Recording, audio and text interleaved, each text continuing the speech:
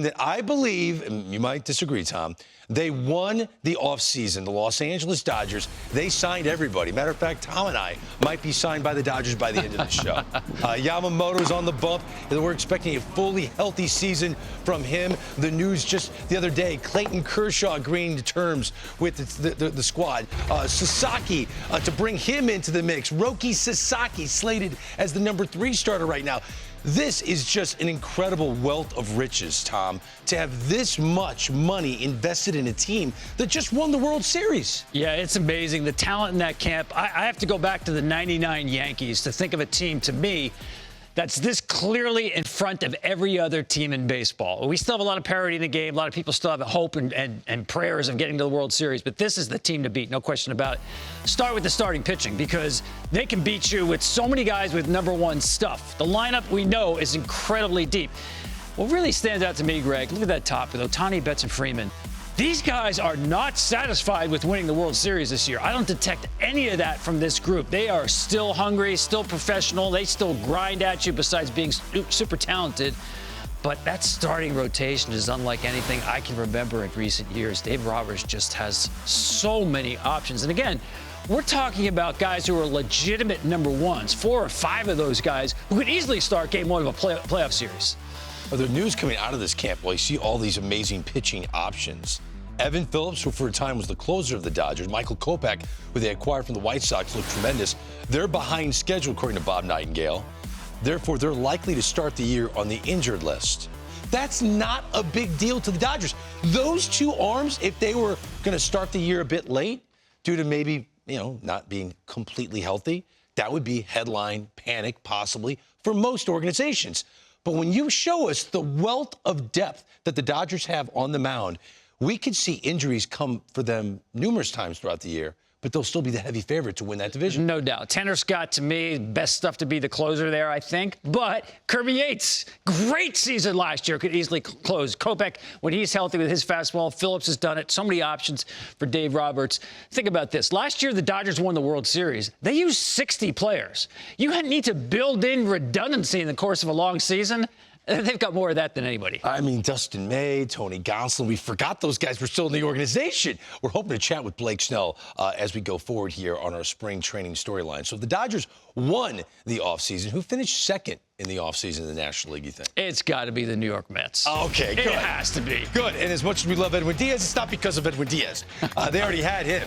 It's because of the $765 million deal they gave to Juan Soto. Now, they also had some interesting moves. Frankie Montas in the rotation.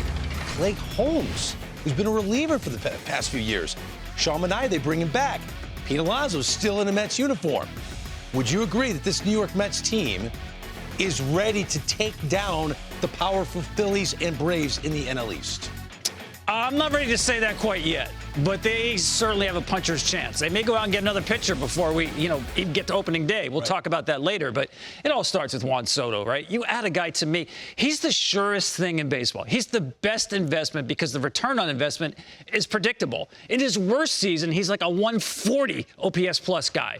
Just so reliable because he controls the strike zone so well. Have him bat behind Francisco Lindor, who just transformed when he hit leadoff last year. Now Pete Alonso back behind him. Love the top of that lineup.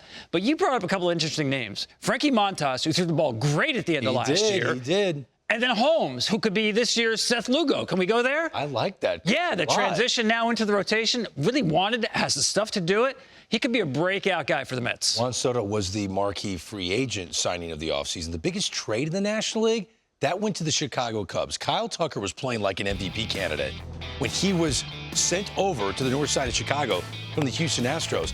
Another year of Imanaga, who was 15-3, an amazing first year in the big leagues.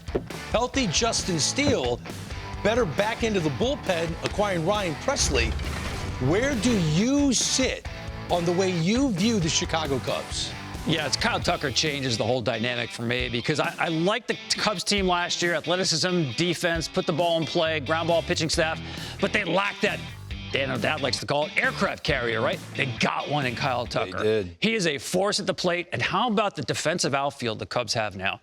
Ian Happ in left, Pete Crow Armstrong in center, Kyle Tucker and right. I'm sorry. That's as good as there is defensively in Major League Baseball. I agree with you. It'll be interesting to see, because this is the last year of Jed Hoyer's contract, if this is a team that's going to really press the gas pedal. And if they need to get moves in the season, acquire even more talent to try to get over the hump in the NL Central. The Arizona Diamondbacks, the starting rotation was already solid before.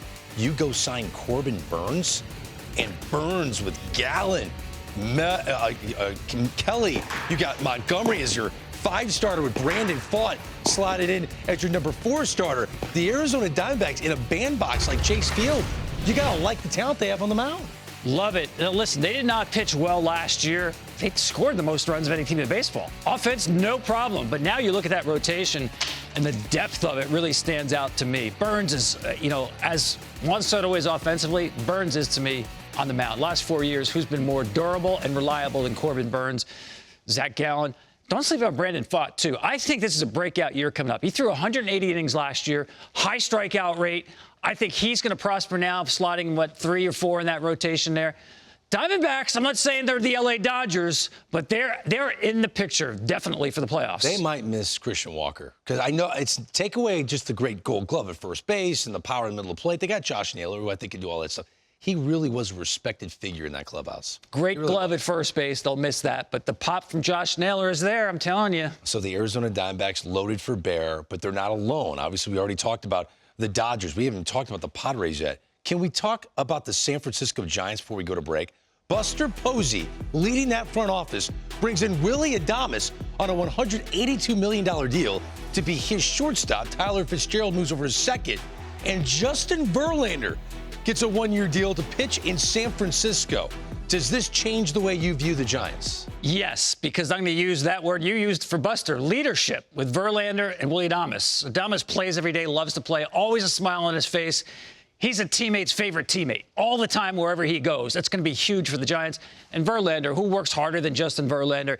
There's a lot more left in that tank as long as he's healthy. I love those. Buster Posey's getting the right guys in there in San Francisco. Well, Buster Posey remembers when he played in San Francisco. Their lineup wasn't murderer's row. They weren't setting records by scoring runs. They were built on great starting pitching. And when you look what he has right now, Logan Webb, Robbie Ray, Justin Verlander, Jordan Hicks, there's a chance he could be replicating the magic of those Bochy years. And he knows that's the way you build a winning team in that ballpark, right? It's hard to build a purely offensive first team out there in San Francisco. He's got the right pieces there.